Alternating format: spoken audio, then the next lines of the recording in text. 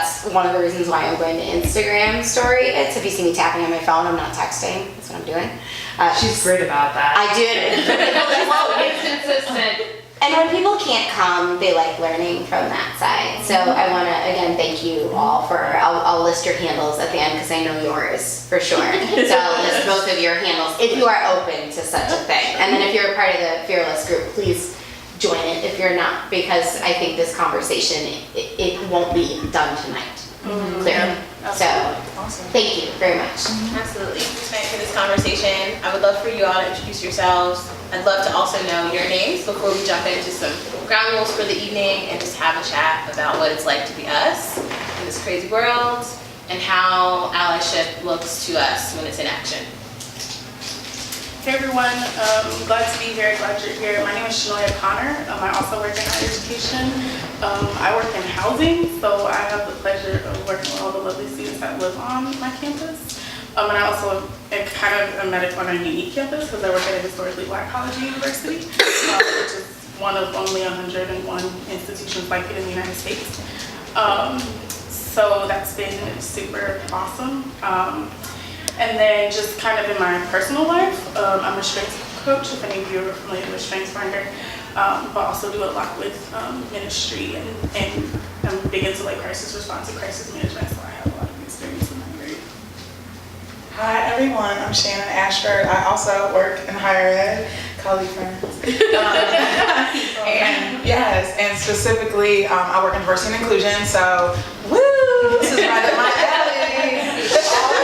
And I'm a Black woman, right? So this is like all the things for me, is I get to do this on my day job, but I'm also the one who's usually like yelling into the rooftops about just specifically what Black women's experiences are. I would say for me, over the past year, like turning 30, like womanhood and what that has meant to me has just been very different. And so just, I don't know, I guess it's on purpose, but it just seems like I've been more in tune with the way that the workplace and the world receives me or doesn't receive me and like how I experience it. And so I've just been doing a lot of work around it. So I'm really excited to have the invitation to talk about it with you all today and be in this new space. I've never been here before, but been in Winston for 3.5 years and from Cleveland, Ohio originally, Cleveland. So yeah. So as I mentioned, allyship is a really hot topic right now. I would argue it's been super like hot topic in the last 8 years or so. I feel like I graduated from college and then people started being like woke. But when I was in college, I was like, oh, people don't know what that means. And now it's like a thing. There are a lot of headlines about it. I think technology allows us to access a lot of information and quick sound bites all the time.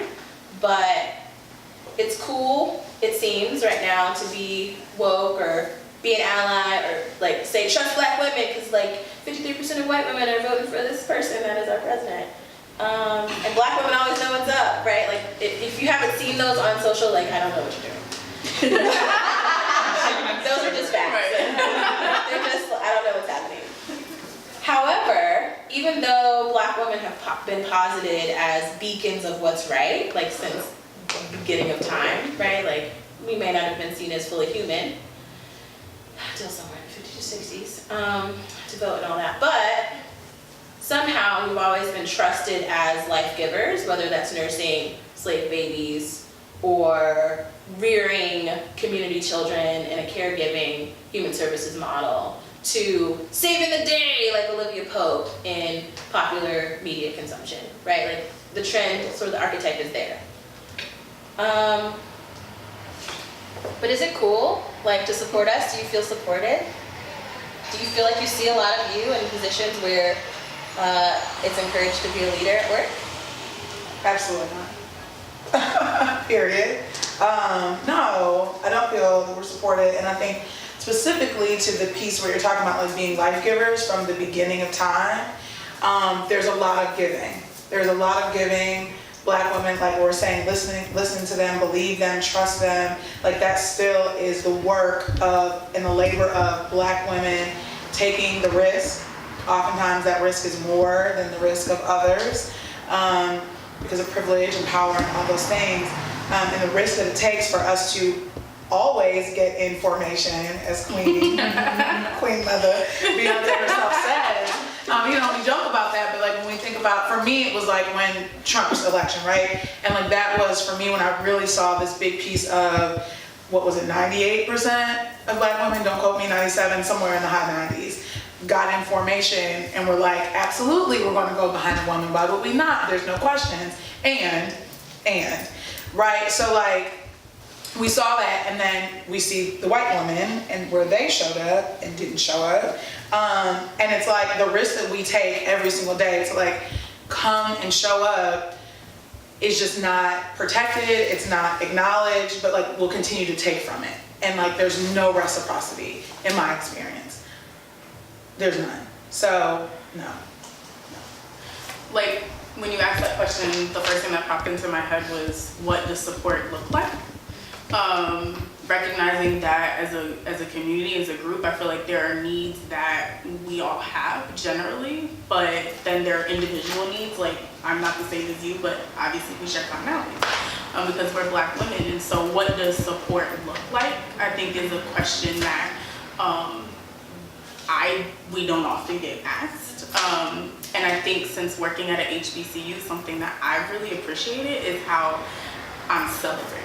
And so when I come into the office and my hair is a different style, it's like, oh girl, yes, like, yes, that hair, your nails, and so people are often commenting, but like affirming, like my blackness. And that's really interesting because I've been in situations where like I had a director one day, it was like the first day I wore my hair natural and everybody knew I was trying it out because it's my first time trying to do my own like flexi rods.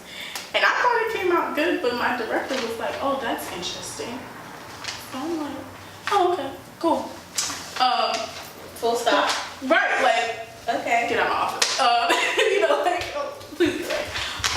And so I think it's just kind of interesting, like, what does support look like in whatever environment you might show up. They're like You're right most of the though time. about the lens Yeah. because it's like knowing what I know about the black population overall, like we are underrepresented, we're under-resourced in comparison to other populations.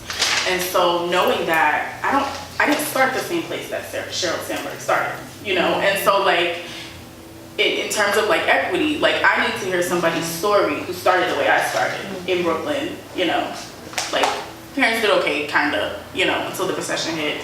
We moved to North Carolina, and I need to hear somebody's story that's like mine in order to really grasp that I can do that very same thing.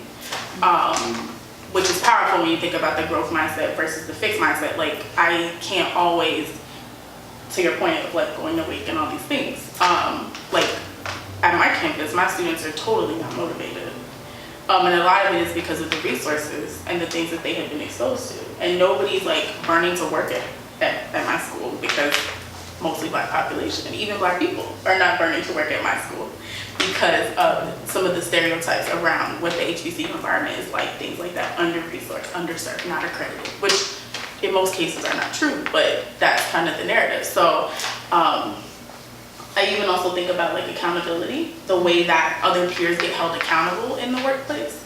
For many of I feel like some of my white counterparts, it's been more of a conversation about like your areas for growth versus like, you suck, right? Like, you did not do this well, and you didn't make it right, versus like, well, let's work on your areas for growth, and like, let's identify some things that you can do to like meet these goals, versus like, you're terrible, you need to make this up, and what feels a little bit much more personal, of a personal attack than it does like a boss or a manager who's supposed to be invested in me and my success and like taking on this idea of mentorship to get me to my next position.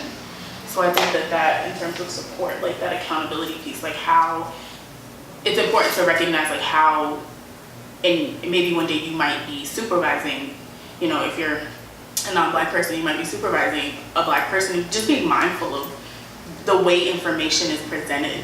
And are you presenting that information to other people in the same way or a similar way that makes sense for that person?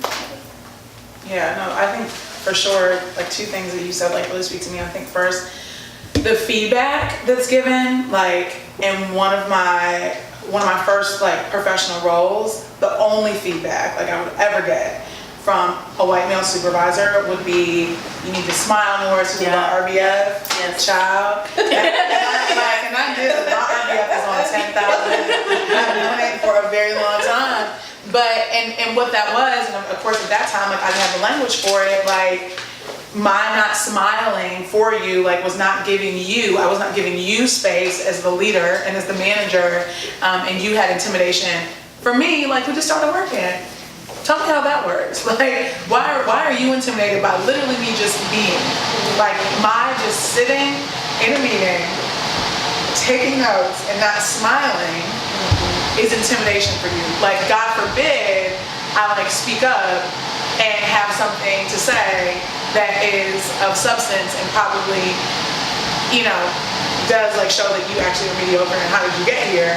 Like we really won't do that. But yeah, like literally just my being is intimidating. And what does that say to you as a new professional? And so in that feedback, yeah, like I rarely in one of my first roles like ever got feedback of this is how you can do this better, or even just affirmation of, oh, this was great. Like it just always was, you know, this person came to me and said that like, you said this to them sideways, and like I was gonna talk to you about like the way you approach, all the things. But yeah, like again, what are you saying to some people in your feedback, and what are you saying to others, and how does that message to me?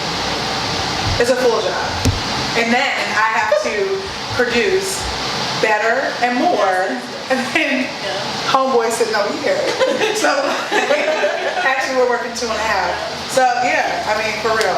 And I think in that, like, I know something that I've been reflecting on a lot in the last year, because I was kind of reflecting on my year just starting this job and all these things, and I'm like, most of my year went towards my job.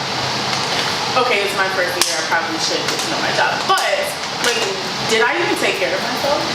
You know, and so like this whole concept of like expounding all this energy and like, but then you have to go take care of yourself. and it can be a lot. It can be draining. And I personally don't think as a community we take care of ourselves a lot, because we also in some ways like we do fit nicely into those caregiving, helping roles. And I think we do it well, but sometimes that causes us. I mean, I feel like it's kind of a buzzword, like allyship. And I'm trying to figure out like if my higher ed hat, like if you know my profession informs that. Right, yeah. You know, but I mean I've heard this conversation of like ally versus accomplice, like and that even to me is not it, but I just think of somebody who is non-group, who is in some ways, sorry for my African American background English, down for the cause, if you will. But not at the expense of the people that they're trying to be down for. Ooh. So not like the exploitation or like, look at me, you know, I'm a superhero. But really just genuinely interested in like our liberation. And I think that can be kind of a different balance or a fine line for some people, what I've seen in my experience. But I think of allyship as more of like your actions versus like a label, you know, something that you do and something that you're committed to. But what I won't and what I don't really care for is people who identify as a part of some sort of other marginalized group, but yet will like not support their other marginalized peers. So like you might identify as like LGBTQ, but you treat the black coworker at work like crap. You know, that to me makes absolutely no sense. And I feel like those people need to go work on themselves personally. But yeah, I think it's more of like an action than a label. Mm-hmm. Yeah, I would retweet, ditto, all the things. All the things of that. And I also like I was at a conference earlier this year, and it was the first time, and maybe I also read Eloquent Rage, Brittany Cooper. Let me just name that for the space. Name it for the space. I think all people need to read that book. But she may have talked about too the ally versus accomplice, and yeah, I definitely that down for the cause. And when I think of down for the cause, that's somebody who for me is like, when you're down for the cause, you're willing to risk, like there is a risk that you take. And so for me, where allies come in, you one recognize that like me waking up in the morning is more of a risk than like you may ever take, period, right? And so like one recognizing that, and so being able to say, I am willing and wanting to risk whether that's being in a meeting, and if I'm not in that meeting and you know that I did some work and someone's like, oh yeah, such and such did it, skirt, actually that was Shannon, right? And that's a risk that you were taking, speaking, you know, against maybe those who are also in your same group, but you were willing to do that because you know that is right, and that you are not even like pulling to be side by side, but also like pushing up anyone in a marginalized group. You know, of course, yes, we're talking about Black women at work, but that is what allyship means to me. And I think secondly, just in addition to the things that you said too, are people who are just willing to do their work. And it's, I mean, this is what again, it's action, but like coming to these things and wanting to learn more and like reading, like it is a constant, it's constant work. And so that also as an ally to me is just someone who's willing to do their own work. We can have the conversations teachable when we're here, but like we teach, I like this little baby spark, and then you take the whole thing and you're running with it. See you in 10 days. Let's talk about what you learned. You know, so I think definitely like doing your own work is another piece from Like who is in your personal circle, right? Like you can't say you're ally, and it's weird because you don't. You can't say you're an ally. Right. My friends, black, you know, I got black friends, so I get it. But on the flip side, you can't say you're an ally for a population that you don't have anybody in your life that represents any of those populations, right? And so like, to your point of like, I want to see the good works, like, you have a friend.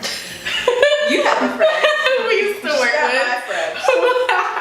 And she, because our world is very small, I was working at another institution and went to dinner with two couples, and so I was fourth wheeling it. And there was somebody at the table who was really good friends with this person that we know.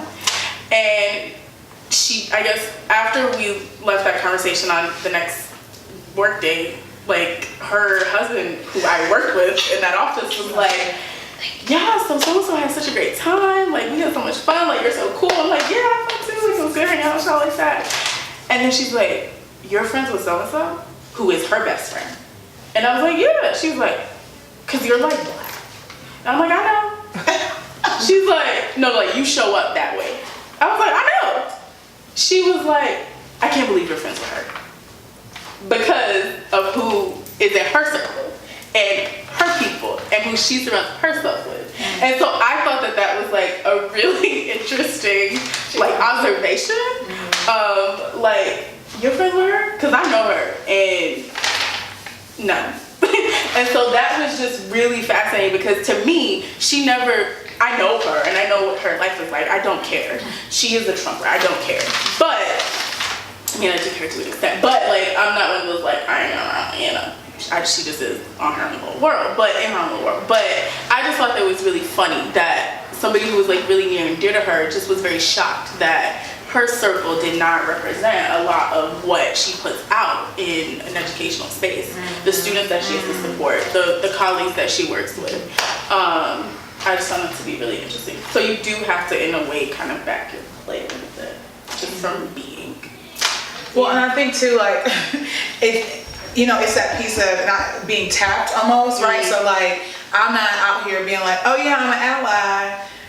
No, like, and it's, I don't know if y'all ever hear this, I guess it's an analogy, whatever, of being invited to the cookout. Like, you know what I mean? So like black people will say, oh yeah, they can be invited to the cookout. Because if you're getting invited to the cookout, like, okay, you're gonna know how to come, you're gonna know what to come with, what not to come with, how to play spade. Like you are gonna know how to be or just not to be. You can be invited to the cookout. And again, that to me is like a type of tapping of one, and most importantly, I can trust myself with you. Because there's just so many spaces and times where as black people, black women, like our bodies are not, we cannot trust like being in spaces and being with people and or at work there is so much work that we have to do that if I do choose to socialize with you in the little bit of time that I do get to socialize, I surely do not want to have to do the type of work and energy that I have to do at work. If that is the environment that I'm working in. And so when we're talking about like, if I am identifying someone as an ally, I can trust that I can be my whole self, and like that there's just trust there. So Can you name a time that you experienced true allyship at work? yeah, I think mine. It was such a blessing. It was someone I started with. We started like the same day, white woman, and she was a couple years younger than I was. We both were out of grad school, all the things, and from jump, like I could tell that being, all that I bring to the table and all the personality and all that, I don't know, I could tell that she was just like learning a lot just about me, and I was coming from Ohio, and being like, oh, I'm down here all the way in the South. Ooh, and so I had a lot of just culture shock, but we were kind of going through that together in different ways. But I just so appreciated that in every instance, we worked like very closely together. In every instance, like I never questioned or had a thought that if I wasn't in a space that the students specifically, underrepresented students, like she went to bat for them, and she would go to bat for me, like every single time. And there were times where she absolutely talked about risk that people didn't want to see her come in, or that, other white people who she worked with would be like, oh, here she could, literally, I've been in, oh, here comes social justice, such and such, like, and she just never wavered. And like that, she can certainly come to the cookout. But that's a homie, like, and I do, like, I trust her for that, because it would be so much easier. It would be so much easier for her to, talk to me about those things and like vent with me about those things of like, oh, this is happening to our underrepresented students, or like, oh, I heard that microaggression that somebody said to you the other day that was so shady, and say that behind closed doors, but like, there's not one time that she would not call it out. And this was a first role for her, like, period. There was a lot of risk that she took in that, and that's my girl, and I miss working with her. I miss working with her a lot, but she definitely took the bar for me in terms of allyship at work. Yeah, I would agree. I worked with somebody also, like, started on the same day, super close, who now has been near and dear to my heart for almost 7 years, but there was an instance where he was actually being a bad ally, and I told him about it, and he like flipped the script immediately. And we grew up in both Northerners, but grew up in very different kind of situations, and so like we kind of help each other in a way when it comes to various identity aspects, but he like was just always down for me, and it's hard to describe, but I can remember a time where like I was away at a conference and he was like, so-and-so said this, and I told him that we needed to halt the conversation until he came back. Stuff like that. Just like making sure that I'm included and that my voice can be heard, because he also knew that was one of my kind of pet peeves. Like, at that time I was the only Black woman until I met Tiff in the entire division. Like, and so that meant a lot to me. To be able to to know that when I'm not there, this person is gonna go to bat for me and is gonna make sure that my voice is included, and not necessarily also included, but that it matters enough to be included, right? And so I just always really appreciate. And he still does it, even though we don't even work in the same place anymore.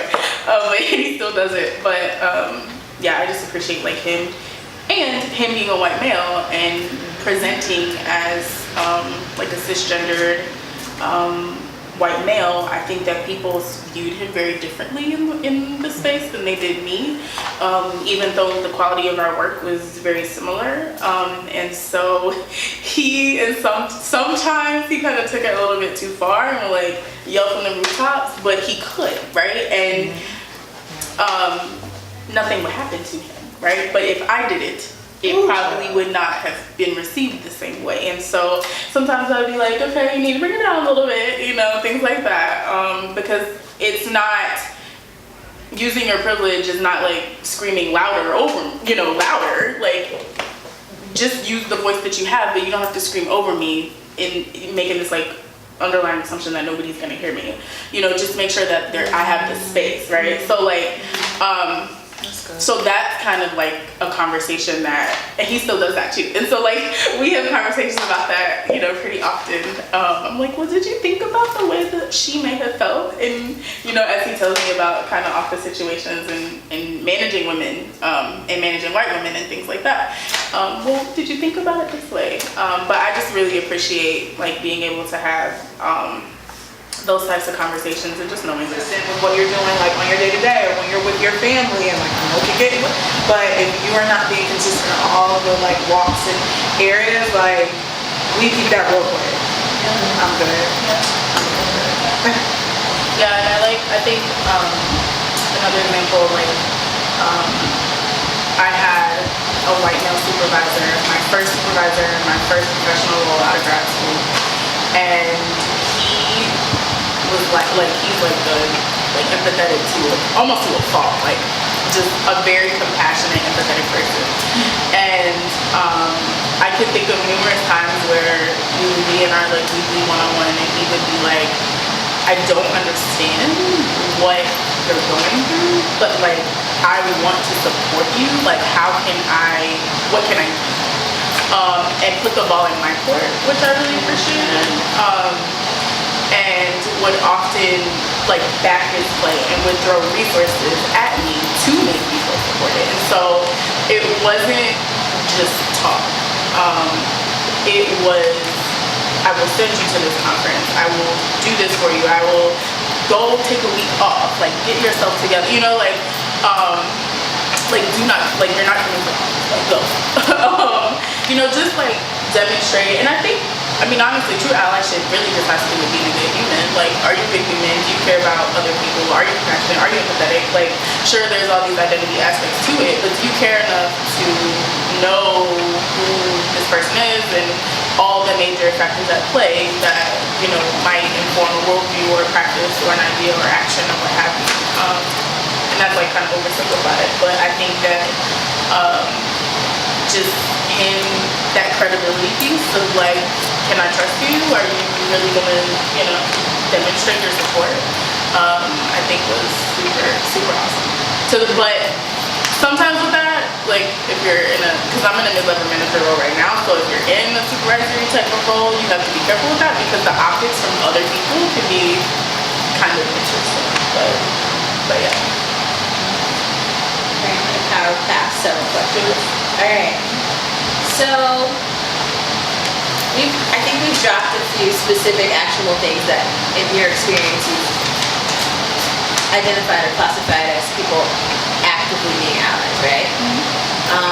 So I want to ask a similar question, but with a little bit more meat to it. A little bit more, okay. What specific actionable things can white women do or not do to promote equity, access, and forward momentum for Black women in the workplace?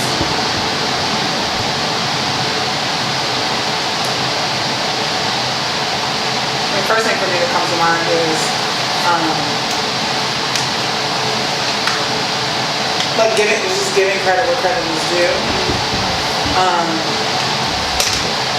and doing that in spaces where said creditor is like there and not there, because understanding and knowing like the value and the worth of your voice is so important. And you know, everyone has like whatever organizations you're a part of, but I think oftentimes in my experience working with white women, like it's, oh well, I'm a woman too, and so like I don't have, I don't have something, or I don't have the power, I don't have this, I don't have that, but you do.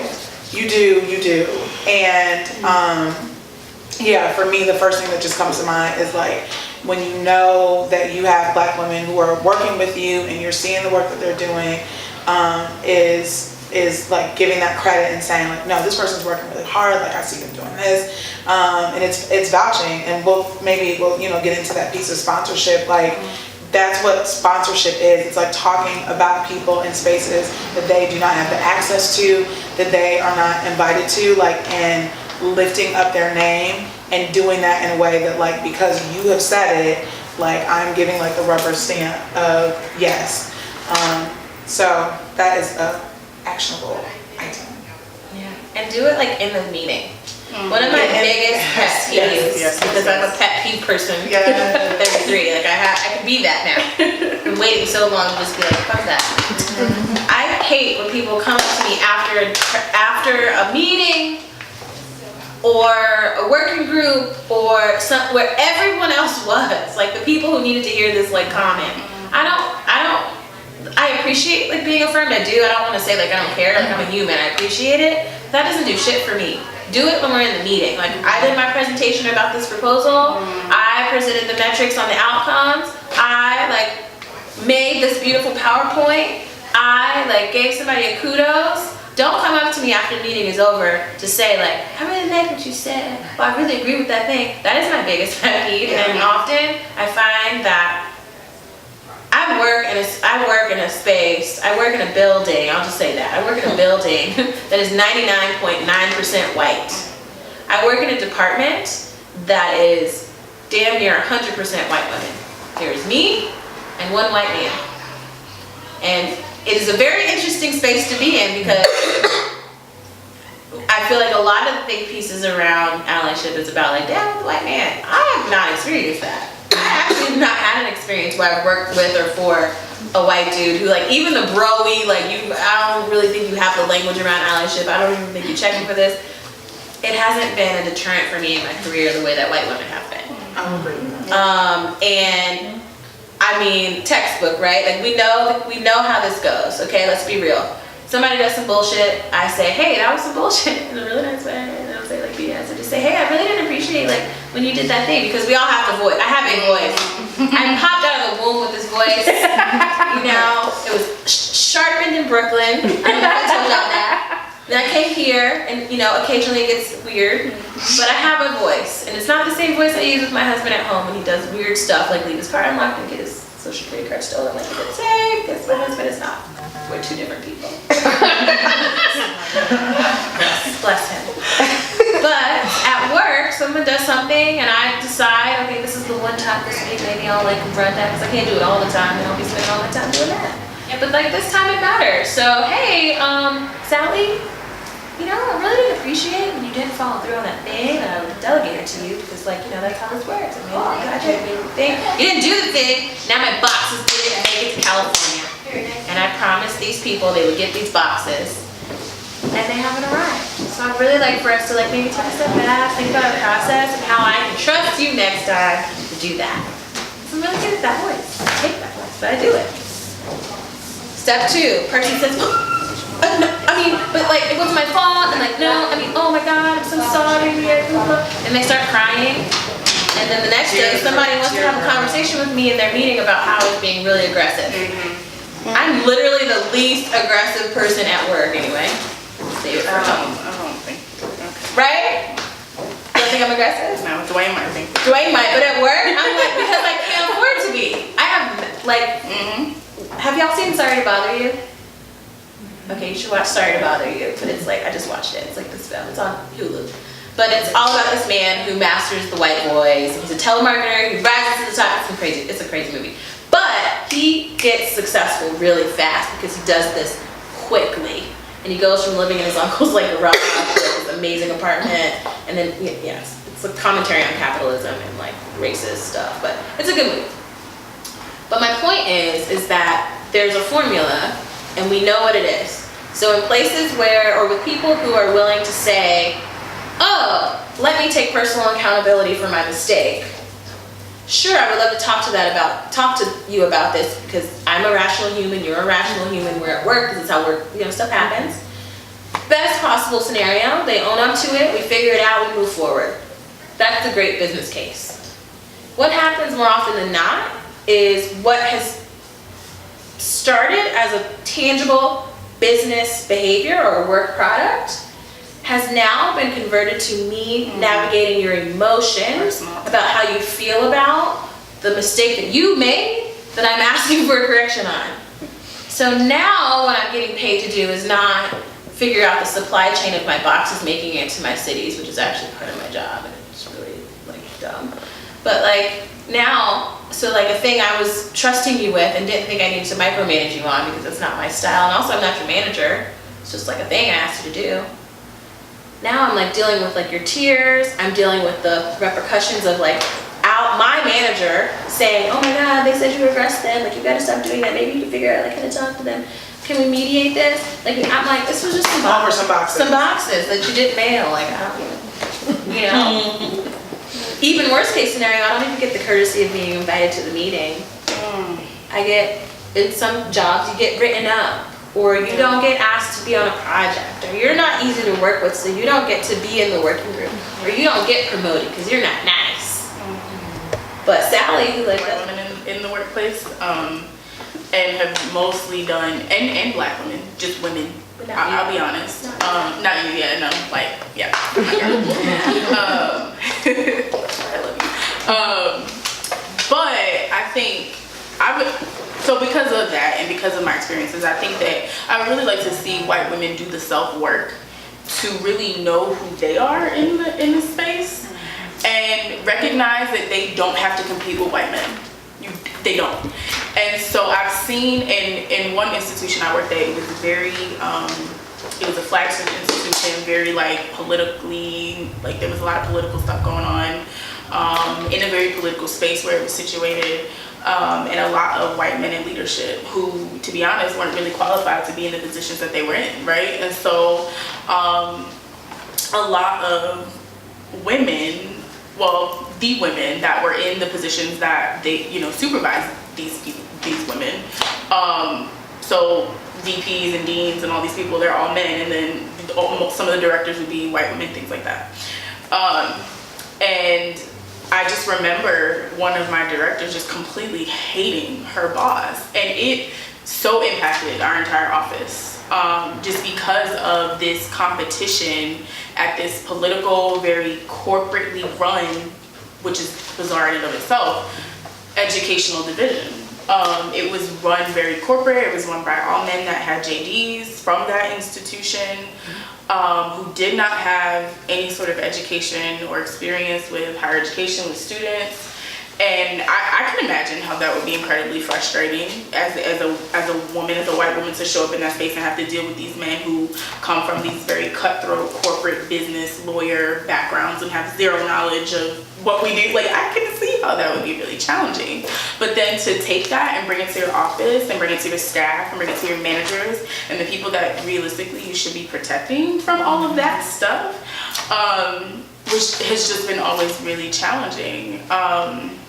And I think in some spaces I've been in also, like, I've seen like white women expect me in some situations to like accommodate like their comfort. And that's been really frustrating because nobody accommodates mine. And so like I can think specifically of one colleague who like had to go do some self-care and had to be away for a very long time, and like her job was held for her, and like there were all these like messy things that took place, but and I felt like I was the support system. I felt like I had colleagues that were a support system, and she was really entitled and was like, I don't understand why people in my business and all this other stuff. I'm like, you know what, you don't have to worry about that, because I'm not gonna rock with you anymore. And then she took me to HR because I didn't say hello to her. So like, and I'm like, this is not what I'm here for. Like, I'm not here for your feelings and to make you feel comfortable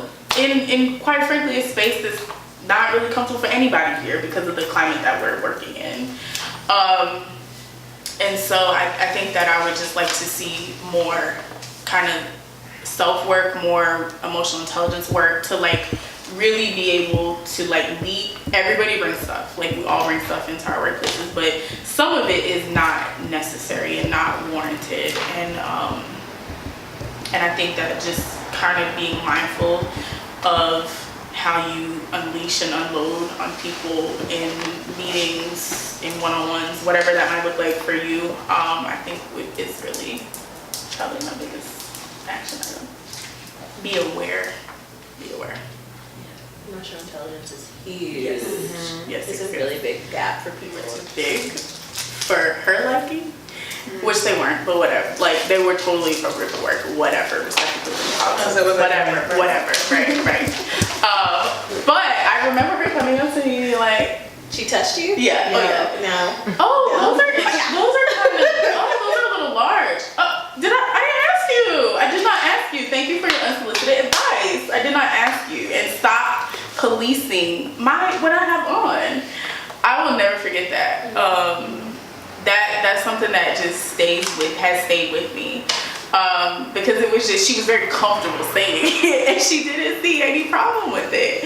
And I have a hard time in those moments. I'm usually so shocked I don't say anything because I'm just like, oh my gosh. Even though those things happen, I'm like, what in the world? Because someone's touching your ear. Yeah, she's like, oh, like it was like a hoop earring. So she's like, oh, like those are kind of big. And I'm like, she's like, don't you think those are, I'm like, no. Like, just, all right, here's my exit stage left. Like, it just, that, I just think like some of the policing, yeah, to your point of like how we show up, some of the respectability politics of like, is that outfit really appropriate? Like, just because I'm the edgiest person in the office does not mean that like your comments, like I don't need the comments, you know.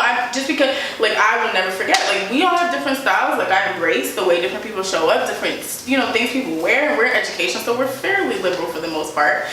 And I work in housing, so we're even more liberal, but you know, so, but I just, time and time again, like comments about things that I wear or my hair, the way that I show up, it's just like, it's unsolicited, it's triggering.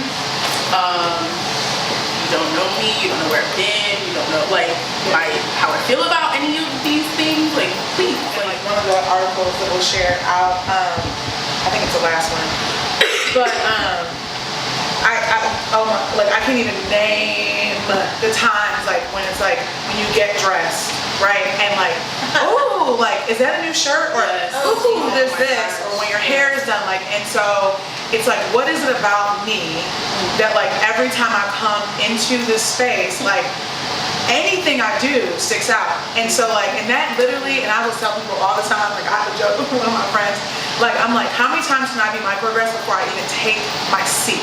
Like literally before I even like can open my computer, like people, because what are you saying under that? Under that is the question sure is like, oh, is that a new shirt? Or like, oh, even so much so people like, oh, you kind of like policing like what I'm spending as if like for whatever reason, like I shouldn't be whatever you think I'm spending. Like there's just a lot of like underlying, and especially when you're not doing that to anyone else in the space with whatever they have going on, and if you're the only person of color who's in that space, like, and so what for me, and it took me a long time, and I still think about this, and now I'm in like a primarily people of color space, and so it's a little bit different. I get that point of, you know, people being like, yes, hair, but even still, like I want to downplay, like I would literally, in a number of different offices I've worked in over the years, I've like wanted to downplay what I wear, how my hair is, have legit had like anxiety, like coming to the office of like,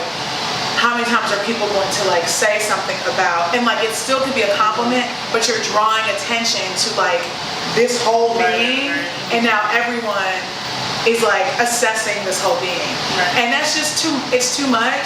I'm called for like, And it's artificial as hell. It is. You know what I'm saying? Anything about like everything else I do is those hell. issues. But what are you saying? That's the issue. And I bought them because you stressed me out. Yes, I bought them. Again, because I'm on this new thing, you know, right now. And so It's gonna be police right. Right. And so it's Right. Ooh, having a know, good day. Yeah. Yep. Glad you could tell. Are you sick? Yeah. Are you sick today? Like that. Yeah, it's just, it's regardless, and sometimes that's when you just have to be like, I also found it interesting, like moving from the north to the south, and like some of the that's so white. I'm like, I I do yoga, you think that's white. Yeah, only white people. Oh, yeah. Don't even get me started. Yeah, yeah. Like I have my It's opinion. definitely a Southeast thing. But it's It's like, like weird. You're not being like appropriate black.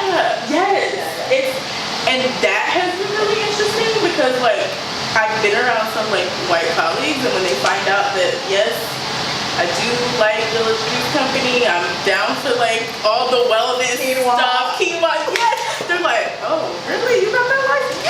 Yeah, I hate the assumption of like of deficit. It's a weird. Yes. I find it very. I find it especially odd in the context of where I work and live because I went to the school also. Yep. And a lot of people I work with went to the school also. But it's like when people, I find it interesting, and I choose not to like get irritated by it very often.